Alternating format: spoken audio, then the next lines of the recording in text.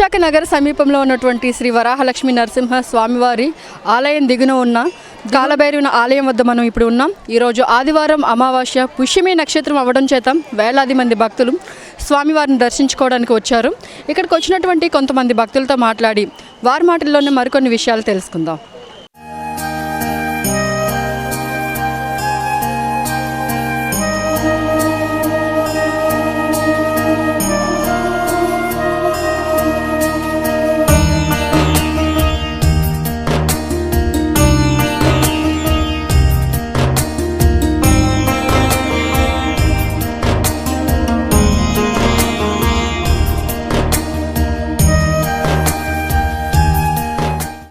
నమస్తే అండి. నమస్తే. మీ పేరేంటి? రాజేశ్వరి అండి. మీరు దర్శనం కోసం వచ్చారు? అవునండి. ఎన్ని గంటలకు వచ్చారు? మేమైతే ఒక 1 అవర్ అయింది. 1 అవర్లో అయిపోయింది దర్శనం. 1 అవర్లోనే అయిపోయింది. ఈ వాకింగ్ ఎక్కువగా ఉంది ప్లేస్. సో అక్కడ టెంపుల్ దగ్గర అయితే ఓకే, ఒక 15 to 20 మినిట్స్లో దర్శనం బాగానే అయిపోయింది. ఇదే ఫస్ట్ టైం వచ్చారా? గతంలో ఎప్పుడైనా వచ్చారా? లాస్ట్ ఇయర్ వచ్చామండి. లాస్ట్ ఇయర్ వచ్చేటప్పటికి అక్కడ నియర్ బై వరకు వెహికల్స్ అలో చేశారు. సో ఈవినింగ్ వచ్చాము. మేము ఈవినింగ్ వచ్చి దర్శనం చేసుకొని వెళ్ళాము.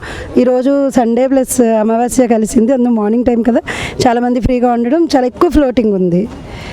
విశాఖ నగర సమీపంలో ఉన్నటువంటి శ్రీ వరాహలక్ష్మి నరసింహ స్వామివారి ఆలయం దిగున ఉన్న చాలా మంచిదే అండి. అమావాస్య రోజు కాలభైరవ స్వామి దర్శనం అనేది చాలా చాలా మంచిది. ఆ రోజు అమావాస్య కాలభైరవ దర్శనం గురించి జనాలు ఈ రోజు ఎంత ఫ్లోటింగ్ ఉంది.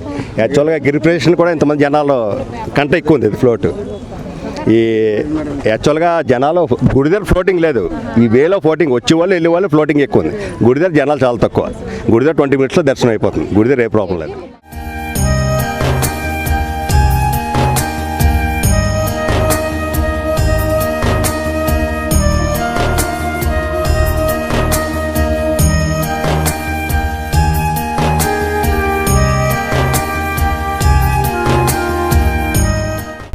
నమస్తే అండి. నమస్తే అమ్మా. మీ పేరేంటి? పరమేశ్వరి.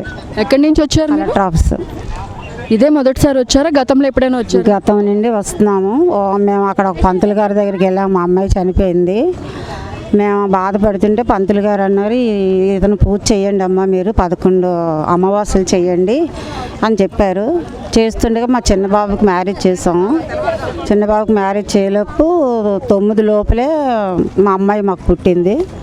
మేము అడిగితే ఒక డాక్టర్ మీద హాస్పిటల్లో ఆవిడ మీద పడి మా అమ్మగారికి చెప్పండి నేనే వచ్చానని చెప్పించింది. స్కాన్లో బాబు, కానీ నాకు బాబు వద్దు, మా అమ్మాయి నాకు కావాలని నేను చాలా ఏడ్చాను. అయ్యో ఊరుకోండి, మీ అమ్మాయి పుట్టింది కదా, మీరు సంతోషపడాలి. కానీ ఆడవాళ్ళు నాకు మా అమ్మాయే పుట్టింది. మా అమ్మాయే పుట్టింది నాకు. ఈ తండ్రి దయవల్లే నాకు పుట్టింది మా అమ్మాయి. పాండురంగ స్వామిని సేవ చేసేది, తనే తయారు చేసేది అయ్యవారిని, అమ్మవారిని. పంతులందరూ అన్నారు, బాను తల్లి వస్తుంది, బాణం పుడుతుంది, మీరు ఏడవకండి అని చెప్పేవారు. మా అమ్మాయే నాకు పుట్టింది. నేను కాలభైరవుడిని దర్శించుకుంటే మీకు ఆయన దర్శించుకున్న తర్వాతలే నాకు మా అమ్మాయి పుట్టింది. 11 వారాలు చేస్తే 11 వారాలు చేయలేదు, లోపలే పుట్టింది. 11 వారాల లోపలే పుట్టింది. 11 అమావాస్యల లోపలే పుట్టింది. 9 అమావాస్యలు చేసాం. 9 అమావాస్యల లోపలే మా అమ్మాయి నాకు పుట్టింది. మీ అమ్మాయి అంటే చనిపోయిన అమ్మాయి పుట్టింది అనడానికి మీ దగ్గర ఏవైనా కొంచెం అమ్మాయి లక్షణాలు ఏమైనా ఆధారాలు లక్షణాలు? నేను ఏడుస్తుంటే డాక్టర్ మీద హాస్పిటల్లోనే పుట్టిన వెంటనే డాక్టర్ గారి మీద పడి ఆవిడ చెప్పింది నేనే పుట్టానని. మా అమ్మగారికి, మా డాడీకి చెప్పండి, మా అన్నయ్యలకి నేనే పుట్టాను. మా బాబు భార్య నా కూతురు బెస్ట్ ఫ్రెండ్ అనమాట. తననే పెళ్లి చేసాము మా అబ్బాయికి.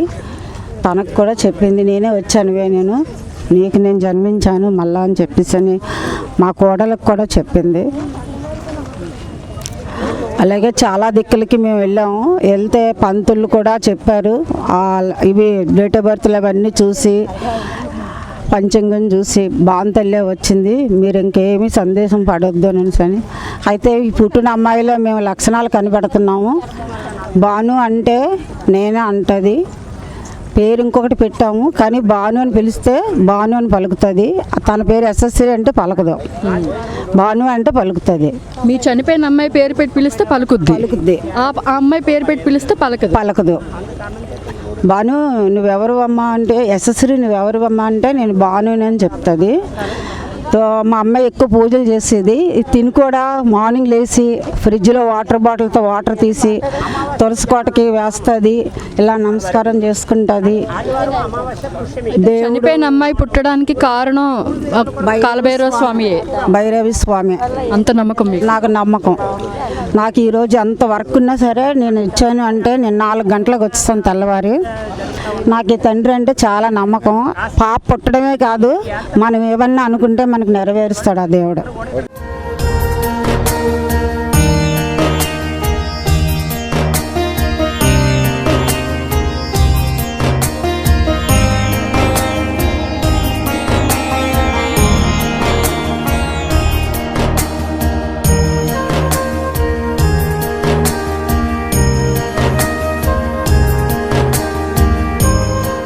హాయ్ అండి.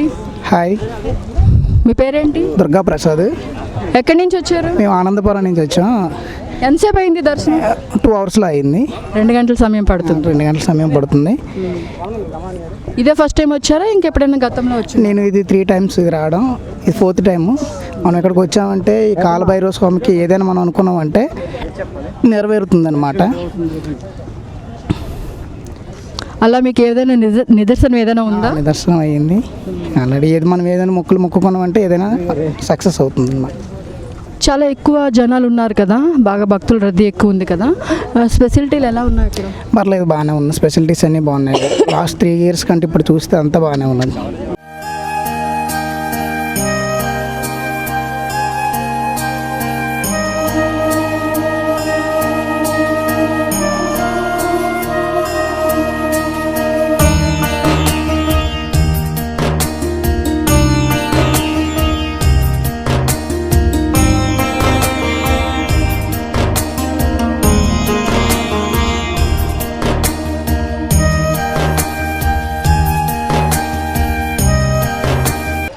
ఇక్కడ ఉన్నటువంటి భైరవ స్వామి గుడి చాలా పవర్ఫుల్ అయిన ప్రతి నెల అమావాస్యలో వేలాదిగా భక్తులు ఇక్కడికి వస్తున్నారు. అయితే వచ్చినటువంటి భక్తులకు చాలామంది ఇక్కడికి వస్తున్న వికలాంగులకి, ముసలి వాళ్ళకి కూడా ఎటువంటి రోడ్డు సదుపాయం లేదు.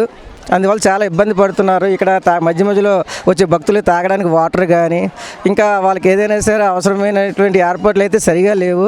ఇక్కడ ఉన్నటువంటి ఫారెస్ట్ అధికారులు కూడా ఈ విషయంలో చొరవ తీసుకొని రోడ్డు వేయడానికి అవకాశం ఇచ్చి, అంటే పర్మిషన్ ఇస్తే ఇక్కడ ఉన్నటువంటి దేవస్థానం అధికారులు కూడా దీనిపై ఒక దృష్టి సారించి కొన్ని వేల మంది భక్తులు వస్తున్నారు, వాళ్ళందరికీ కూడా మంచి సౌకర్యాలు కల్పించాలని ఇక్కడ ఉన్న దేవస్థానం అధికారులని మరియు దేవస్థానం ఫారెస్ట్ అధికారులు కూడా కోరుచున్నాను.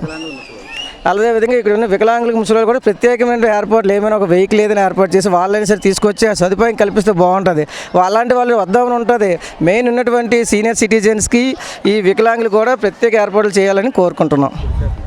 అది కూడా ఇంకా నెక్స్ట్ ఏంటంటే ఇక్కడ గుడి దగ్గర ఉన్నటువంటి లోపల పూజలు అవుతున్నాయి కదండి, ఆ పూజలు అయిన దగ్గర చాలామంది ఎంతో భక్తి శ్రద్ధలతో వచ్చి అక్కడ పసుపు కుంకుమ సమర్పించి పూజలు చేస్తుంటారు శివుడి దగ్గర. అవి వెంటనే క్లీన్ చేసి తుడిచేస్తున్నారు.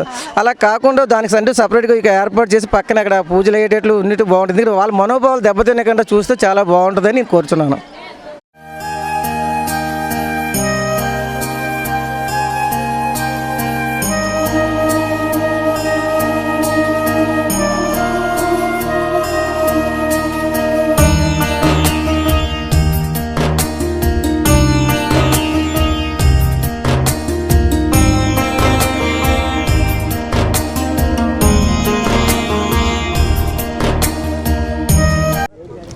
నమస్తే అండి. నమస్తే అమ్మా. మీ పేరేంటి? శ్రీనివాసరావు. దర్శనం అయిపోయిందా? అయిపోయిందమ్మా. ఎంత సమయం పడుతుంది దర్శనానికండి?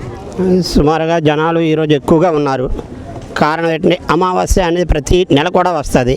కానీ ఈరోజు స్పెషల్ ఏంటంటే ఆదివారం, అమావాస్య, పుష్యమి ఈ 3 కలిసి రావడంతో జనాభా ఇంకా విపరీతంగా ఉన్న కారణం ఇది. నెక్స్ట్ ఎన్ని తీర్థయాత్రలు, కాశీ తీర్థయాత్రలు ఎన్ని చేసినప్పటికీ కూడా ప్రతి ఒక్కరు కాలభైరవుని దర్శించుకోవాలి అన్న నిబంధనలు పూర్వం నుంచి ఉన్నాయి. ఈ యొక్క దేవాలయం అన్నది సింహాచలం దేవస్థానానికి అనుబంధ సంస్థ. నెక్స్ట్ ఎంత ట్రాఫిక్, ఎంత జనాభా, ఎంతమంది భక్తులు వస్తున్నప్పటికీ కూడా ఇది రోడ్డు వేయకపోవడం గల కారణం ఏంటంటే ఇది ఫారెస్ట్ ఏరియా అండి. ఫారెస్ట్ వాళ్ళు కాస్త దయగలిస్తే మటుకు భక్తులే ఉన్నారు రోడ్డు వేయడానికి. కానీ ఫారెస్ట్ వాళ్ళు దయ లేనివల్ల కేవలం భక్తులు దర్శనం చేసుకొని వెళ్ళిపోవడం తప్పితే రోడ్డు అనేది పడకపోవడం గల కారణం ఇది. ఇది పూర్వం నుంచి ఉన్నటువంటి టెంపుల్, ప్రతి ఒక్కరికి కూడా తెలిసినటువంటి టెంపులే. కానీ ఈరోజు ఇంతమంది జనాభా ఉండగల కారణం ఏంటంటే పుష్యమి, ఆదివారం, అమావాస్య ఈ 3 కలిసి రావడంతో ఈ విధంగా జరిగింది. ఇలా ఈ తిథులు అన్నీ కలిసి రావడం కాలభైరవుడికి ఇష్టమైన సమయం అంటారా? పుష్యమి రోజున పడ్డం అనేది, అమావాస్య ఆదివారం పడ్డం అనేది ఏడాదికి ఒకసారి జరుగుతుంది. అమావాస్య ప్రతి నెల వస్తుంది, కానీ ఆదివారం అమావాస్య అనేది కొన్ని దినాలు మాత్రమే వస్తాయి. అది అమావాస్య రోజే కాలభైరవుడిని దర్శించుకోవడానికి ఇంకేదైనా ప్రత్యేక కారణం ఉందా? ఉత్త రోజుల కన్నా అమావాస్య రోజు ఎక్కువగా వస్తుంటారు కదా జనాలు. అవునమ్మా, ప్రతి ఒక్క భగవంతుడికి కూడా ఒక వారం అంటూ పెట్టుకున్నారు. సోమవారం శివుని, వెంకటరమతి శనివారం నాడని, ఒక సూర్యనారాయణమూర్తి ఆదివారం అని ఇలా ఉంటున్నారు. కానీ అమావాస్య రోజున కేవలం కాలభైరవుని దర్శించుకోవాలని ఆనవాయితీ కానీ పూర్వం నుంచి ఉన్నది. ఇది ఎంత కాశీయాత్రలు తీర్థయాత్రలు ఎన్ని చేసినప్పటికీ కూడా ముందు కాలభైరవ టెంపుల్కి ఎండింగ్లో వెళ్ళటం అన్నది బాగా పూర్వం నుంచి వస్తున్న ఆనవాయితీ ఇది.